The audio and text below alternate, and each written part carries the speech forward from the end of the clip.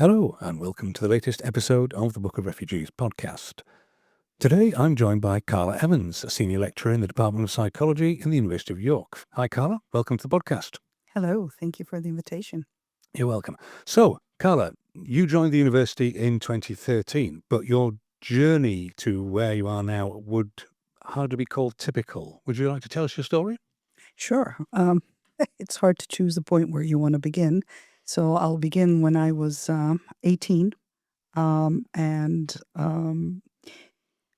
finishing my first year of university in Sarajevo, uh, once upon a time the country of Yugoslavia. It doesn't exist anymore, to my great grief. Um, I was doing psychology, and I had the misfortune to return to that country just as the dogs of war started barking. And like many other people in Yugoslavia, I was in denial that this is true. It just seemed a lot of extremist national parties trying to shore up support for themselves. The reality really hit home when I went one night with my mother to opera, and on the way back, heard shots that I in the beginning thought must be uh, a storm coming, but it was weird shots, and then saw men of different armies walking down the street. That was the first wake up call. Um, and I persisted staying in Sarajevo because I thought things would blow over. They did not, and I was forced to leave about a year, well, not full year, maybe 10 months after that, under duress because my life was in danger. It was a civil war. You didn't know who to trust. There was nothing to eat.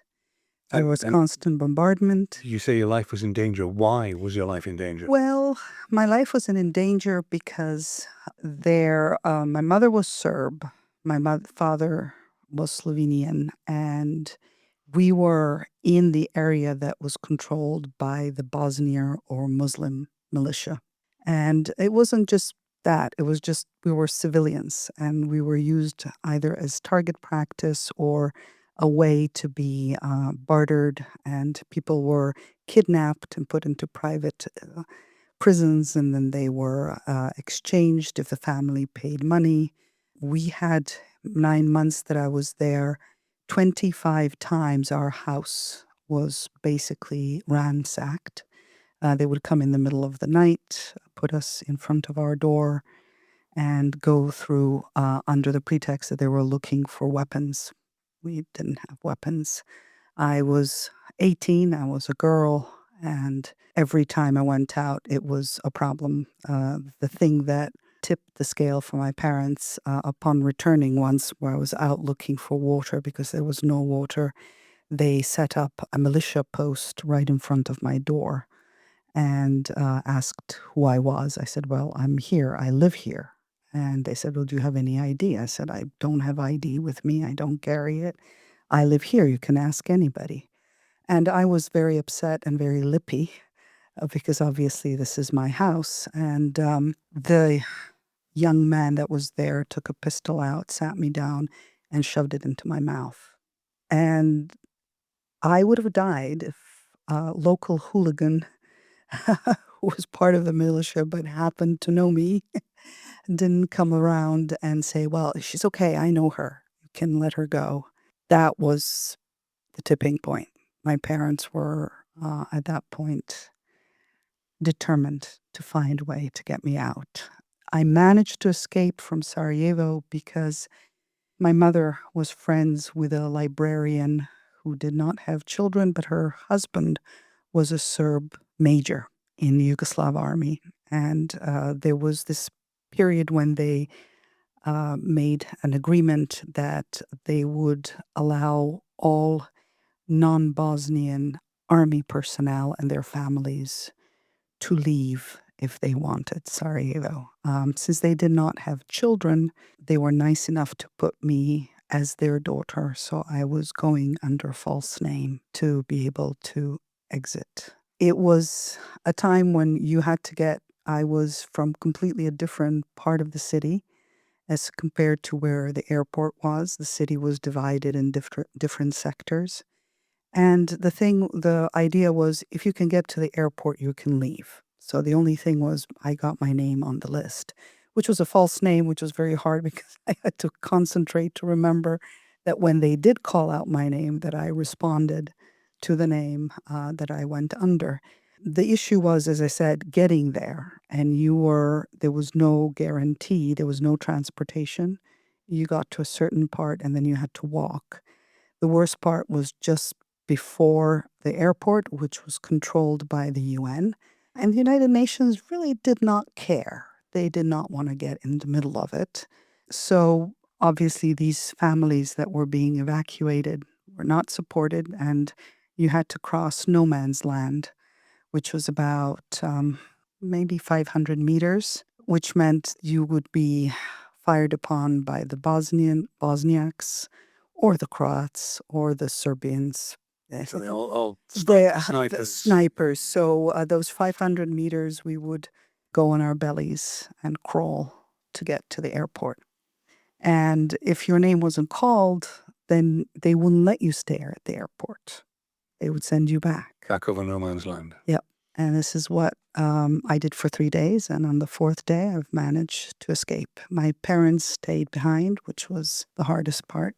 I went with a military plane, was transported to Belgrade, stayed with friends in Belgrade, and managed to talk to my parents who were petrified that they were going to bombard Belgrade, which did happen. And and encouraged me to leave Belgrade. Since my father was Slovenian and I had some family in Slovenia, I took a bus to Slovenia. Obviously, you couldn't go through Croatia, so we went all the way around through Hungary and Austria, and I managed to come to Slovenia and was registered as a refugee, irrelevant of the fact that my father was Slovenian and that we were once one country, right? All of the refugees were housed in these hotels, which are, people say hotels, but they are prisons in reality. And I was lucky not to be. I was by myself, and we had a house, so I had to at least didn't have to stay there. Stayed in my house, but I didn't. So you're treated as a refugee, even though your father was Slovenian. I had a living grandfather and family, and they didn't care. You have property as well. You have property. They did not care. And they still treat you. They treated me as a refugee, as a persona non grata. Nobody wants you. I would get a monthly box food. The problem is I had to live off something. I came with a pair of jeans, my trainers, a jacket, 3 shirts, and 2 books. That's everything that I owned, basically, that I brought out with me. And I had to live on it.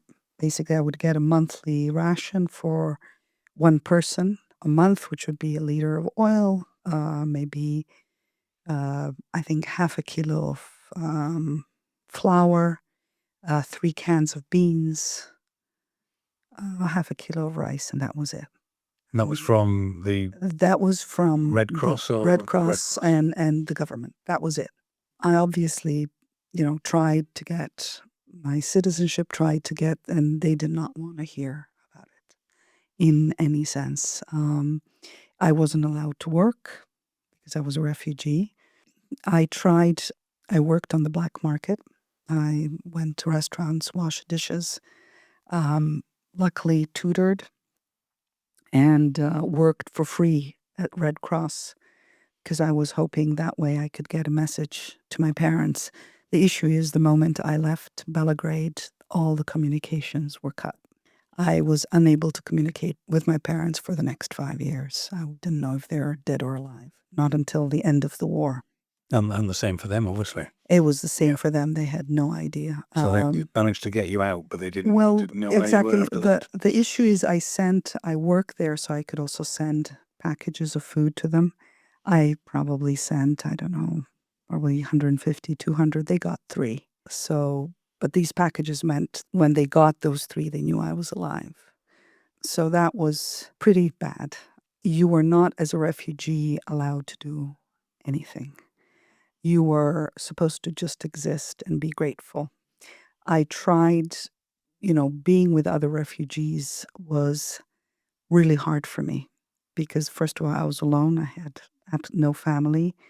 I felt survivor's remorse. I didn't want to live in that constant waiting when it's going to finish. I mean, it took 4 years for the war to finish, and you're in a limbo waiting for something to happen that's not happening, and hearing horror stories of who died, what do you know, what happened here, this bombardment, that bombardment, a never-ending hell of living in there and just not existing, not being part of anything, not being able to go 1 foot forward. And yet you are in a peaceful country where other people are living their life, getting their education, going forward, and you're stuck. And you're not allowed to do anything. And you, in order to survive, you had to become a criminal. And, all of this thing, I did all of it illegally. I tried to get into the university in Ljubljana because to me, that was the only way to stay sane. And they laughed at me when I asked, could I study? Because, oh, I'm a refugee. What would you like? Luckily, I've had a friend who was from Trieste, Italy, because it's very close to the border. It's about 24 kilometers. And he said, well, just come to Italy, come and study in Italy. Well, I couldn't come into Italy because they wouldn't allow me as a refugee. I had refugee status in Slovenia. They didn't want refugees coming over. But I snuck over the border and went to Italy and saw if I could study there. And this is something that is a positive aspect, that humans can be so much better as long as also be very bad. The Department of Psychology in Italy said, we'd love to have you. Sure, come on. But you need to do this in Italian. I said, I'll do it in Italian. And I didn't speak a word of Italian, but I was determined. And they said, you know what? You need to get your papers. You need to have something, and you need to pass the Italian exam. Obviously, you're not ready for the Italian exam, but, come to our classes, listen. We'll let you do exams, and we'll write it on a piece of paper. When you pass your Italian exam, you're welcome to join. That was a lifeline. I mean, I obviously could not stay in Italy because I had nowhere to stay. I had a house in Slovenia I could stay, even though it was a burden because I had to pay bills that I didn't have money for. But I had somewhere to sleep. I had at least some legal status. Then things, even though with this bright star that I could do that, logistics came into a problem. I couldn't stay in Italy. But Slovenia didn't want me crossing the border. And while Italy was very open for me to come and go, Slovenia wasn't. And I would go with this friend, he would drive, and they would stop me at the border coming back and say, you can't come in. So that first year I spent probably 90% of my time sleeping on the bench on the border because Slovenians would not let me in. And So they didn't want to let you out to go to Italy, and then when wouldn't you did get out, they wouldn't let They you back weren't in. exactly, and there was threats of being. I think 3 times I ended up in jail, and then I was too much paperwork, so they didn't bother. And I couldn't get a Slovenian passport. A Yugoslav passport to them didn't mean anything, obviously, even though they were part of the same country. Once upon a time, what, half a year ago? And they said no, and my solution was, then I remembered I was not born in Yugoslavia. I was born in India, New Delhi, because my father was a representative of a big Yugoslav firm that built thermal plants and hydroelectric plants. So I basically grew up in Africa and Asia. That was my solution. I was born in India and I tried it. I went down to Rome, went to the Indian embassy and asked if I could have a citizenship. And India obliged. The country of India gave me a citizenship and a passport which allowed me to cross the border without having to be denied. So then nobody had any problems with that. They didn't have a problem. They looked at me suspiciously. They didn't have a problem. This was illegal because I still said refugee status.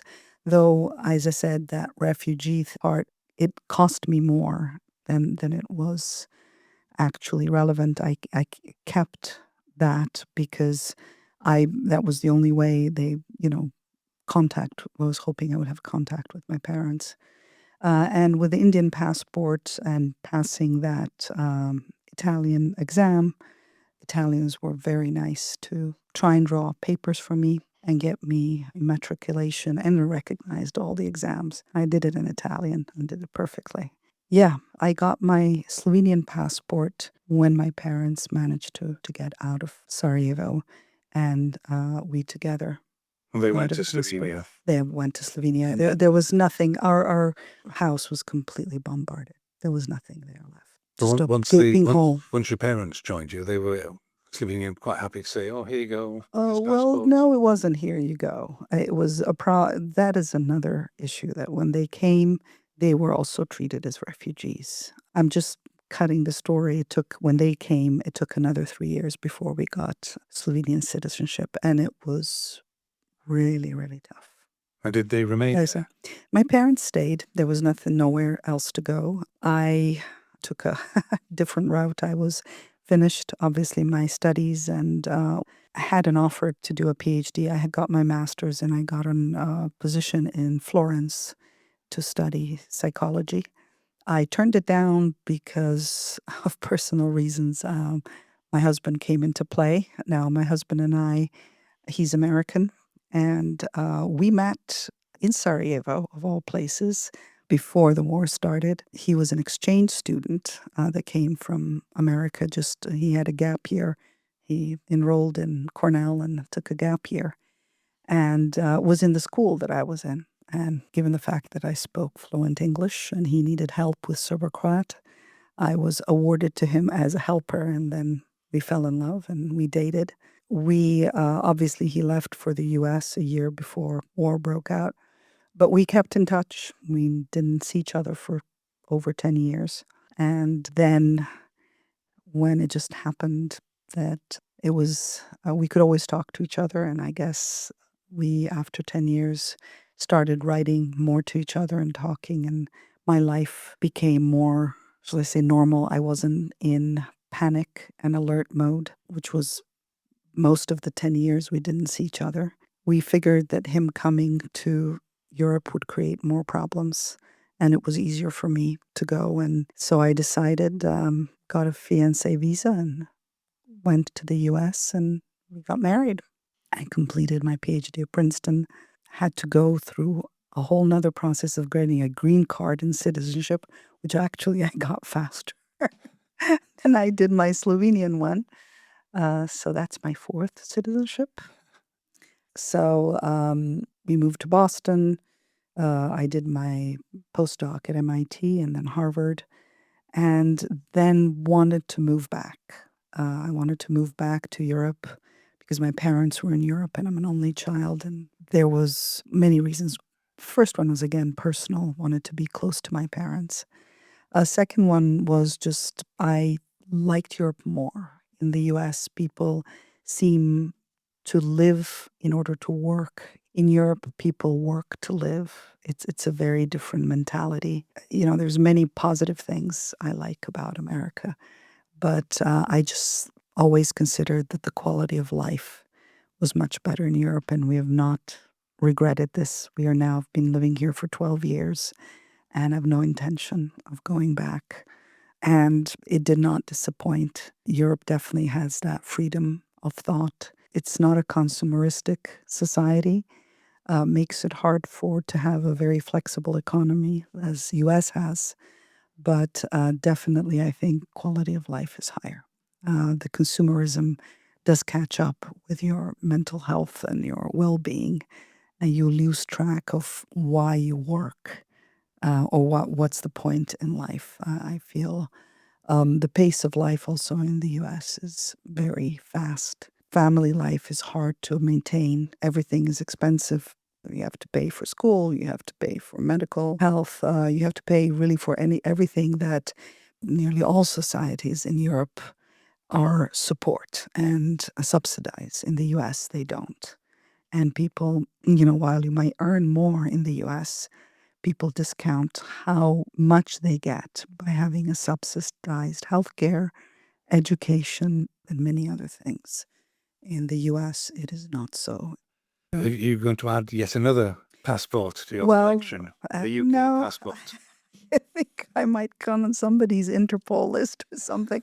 But it's interesting because I moved to the UK yet in another form. I moved as an immigrant. So I've had from a refugee to a kind of an immigrant bride to another immigrant back in the U. And the treatment that I've received as a refugee, immigrant to the US and then immigrant to UK is very, very different. Refugees, the most, they don't want you. They'll have you for a day and then you're a nuisance.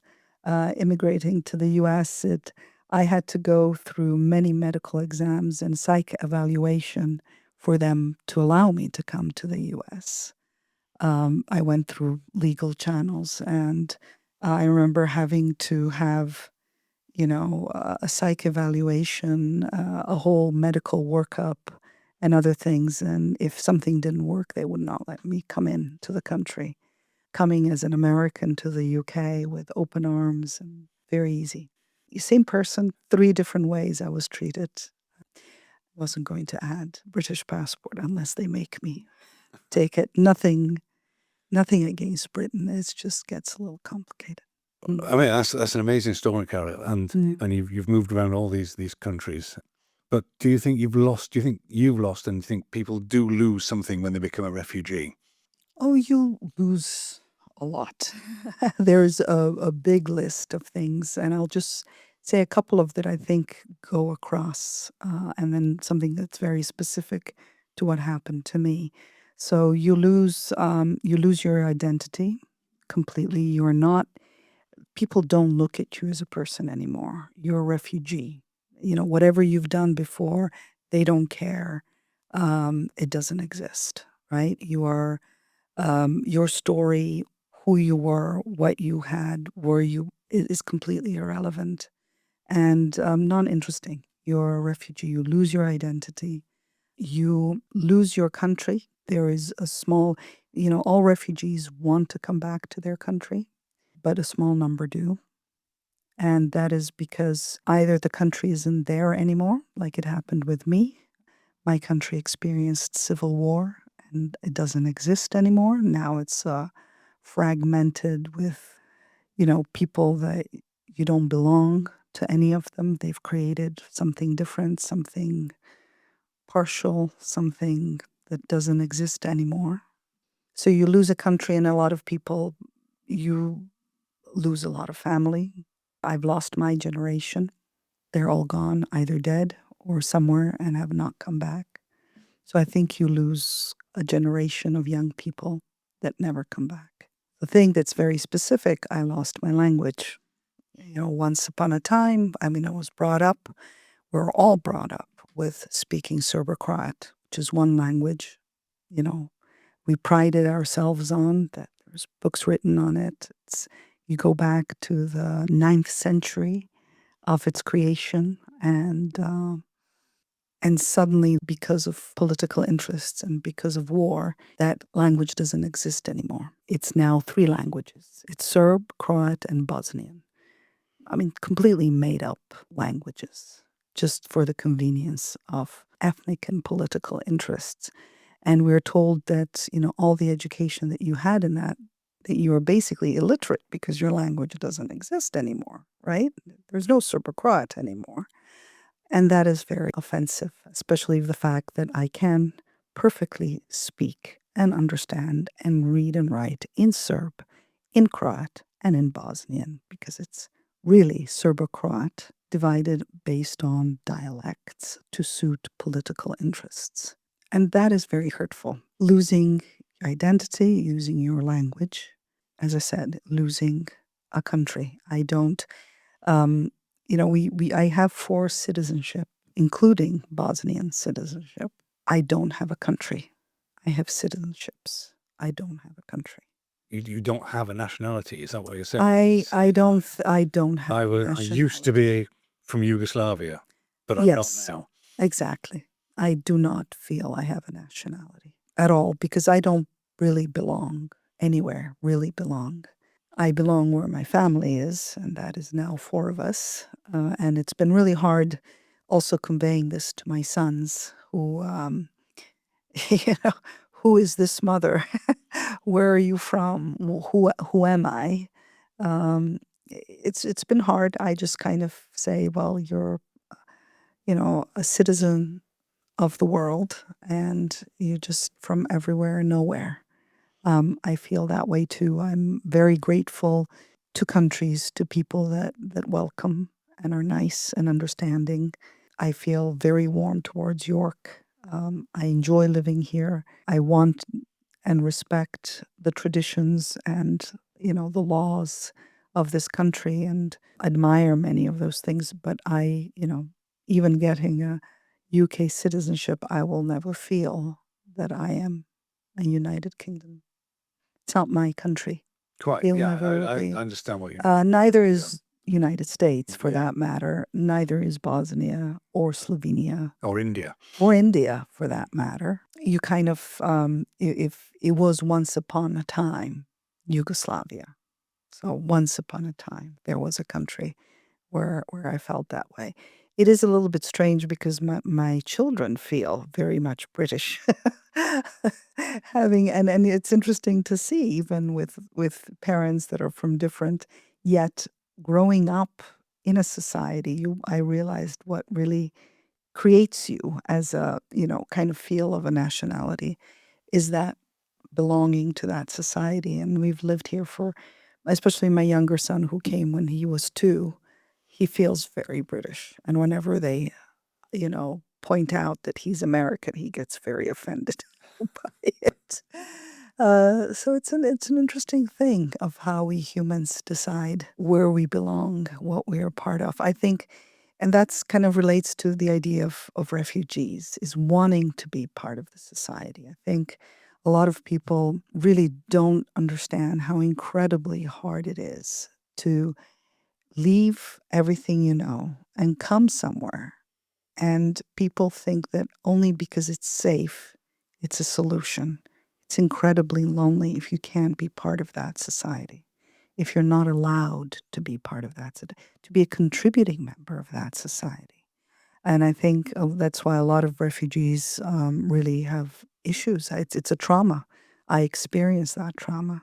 And I saw my fellow refugees around me. And if you talk to people that are now coming from Syria, from Ukraine, they want to belong. They don't want to be in a limbo. They want to be a contributing member of the society that's around them.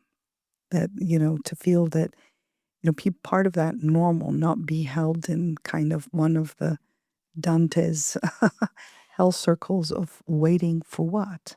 And I've known people that even in the middle of the war chose to return to Sarajevo because it was easier to be bombarded, not have food, and not have water than to be alone. At least they could have somebody that would share the same experience they're experiencing rather than being a refugee when you are, there's no understanding. You're somewhere in the middle. There is nothing. And I always found that fascinating that people went back to hell rather because it was worst hell not being isolated. It's hard to Yeah. think that preferable to sort of Well, I think it's hard to safety. imagine. I wouldn't have never imagined. I remember those 3 days trying to get on that plane, and my biggest wish to get on that plane and thinking, that's it. That's the dream. Everything solved. And actually it was start of a nightmare for me. Wasn't I couldn't have imagined that it would be like that. It's hard to until you experience it, right? Because I thought that was a solution. This was my Yeah, yeah. nightmares are over. Mhm. That's when my biggest nightmare started. I mean, that gun in my mouth. I was not I, as I, scared with a gun in my mouth as I was finding myself all alone. it's really difficult Yeah, for, yeah. especially the likes of me, to comprehend Yeah, as what I it's said, it's like, it's which is, something it's very human. It's understandable. As I said, it's hard to make that connection. Refugees understand each other because we share that, right? No matter where you're coming from, for what reason. Are you escaping prosecution and asking for asylum?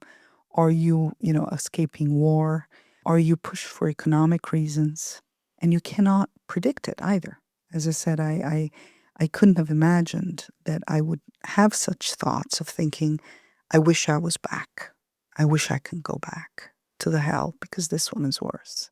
And it's hard to understand for people outside of it because you're thinking, well, okay, you're safe. You have somewhere to sleep. You have something to eat, right? Nobody's beating you. What's the problem?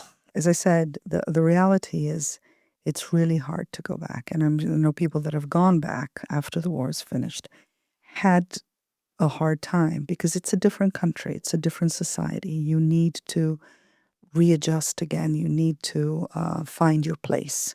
Obviously, it's easier because you know what you're working in and they're ready to give it to you. But adjusting to a society, a new society, is harder because that society doesn't want you, right? And that's the issue. They'll give you. It's like there's a saying in my country. Any guest you have, 3 days enough, right? And I think that's the same for people when they come in. Everybody's very open. Oh, refugees, right? We'll give you everything, and then oh, you're set, and then they're upset because what do you mean you want to be part of this? What do you mean you want to do this? You can't. We're not furniture. People are not furniture. They need to feel part of it. And the way to do it is allow them to be contributing members of the society. Give them the tools. If it's language, if it's education, if it's opportunities to work, if it's opportunities to do things, right? And that's hard. I mean, I think your story is absolutely incredible, and I think you've really put it over how you said you just feel completely in limbo. And I hope that if you're Mm, listening to this and you have a similar story, that you've been inspired by Karla, and you can mm. give me an email, get in touch with us, and come and tell your story. Because these stories, I think, they really do need to be heard by more people, because it's something we never hear. We just hear the sound bites on the news, what the media puts out. It is really problematic. It's what they do, media often, they take away the humanity of it. They think that the gore aspect, the tragedy, is what makes a story. Every person that comes out as a refugee has some gore story to different degrees. But that gore story is something very personal that you have to deal with, you have to heal from. And you're running away somewhere for that healing. And what they don't talk about is that healing, I mean, includes you accepting them as people and at the same level as people. And so, if you take people in to be part of your community, it's a very different thing. Then you don't see them as strangers. You don't see them as enemies, right? And that's the problem. I think the emphasis is on the wrong things. Yes, they've experienced this. They don't want to carry this on, on their shirt as, like David's star. I am a refugee. Look what's been done to me. I think they want to forget. They want to start anew. They want to create something that will bury the the bad things that happen, the scars, with always a hope that can come back. Everything else can be healed if you're allowed to heal. And the only way to heal is for this new home, new society, allow you to be part of that society, a contributing member. I'm never going to be British or I'm never Italian, but they allowed me to take my know how, to take who I am, looked at me as a person, not as a refugee, and allowed me to give back to that society, allowed me to live. And that's something that I think media should emphasize more and people should understand. and not make it an entertainment story. On that note, I think you've said everything, and it's absolutely true. So, unfortunately, we're well out of time. So, if you've enjoyed this podcast and would like to know more, point your browser to the University of York webpage, york.ac.uk, and search for Book of Refugees. You'll find it easily. And again, if you'd like to contribute or even appear on the podcast, please use the contact page. So all that remains for me now is to say thank you very much to Karla. That was absolutely fantastic. And thank you all for listening. Goodbye. Goodbye. Thank you.